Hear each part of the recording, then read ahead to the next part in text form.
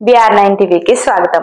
కాకినాడ జిల్లా ప్రతిపాడు నియోజకవర్గం ఏలేశ్వరం మండలం ఎరవరం గ్రామ జాతీయ రహదారిపై ఇటీవలే ఎన్నికల సమయం దగ్గర పడడంతో ఎలక్షన్ కోడ్ తనిఖీల్లో భాగంగా ఏలేశ్వరం పోలీస్ స్టేషన్ పరిధిలో ఎరవరం జాతీయ రహదారిపై వెళ్లే వాహనాలను DSP లలితా కుమారి, సబ్ ఇన్స్పెక్టర్ సతీష్ కుమార్ వారి సిబ్బందితో కలిసి సోమవారం జాతీయ రహదారిపై వెళ్లే వాహనాలు తనిఖీ చేయడం జరిగింది.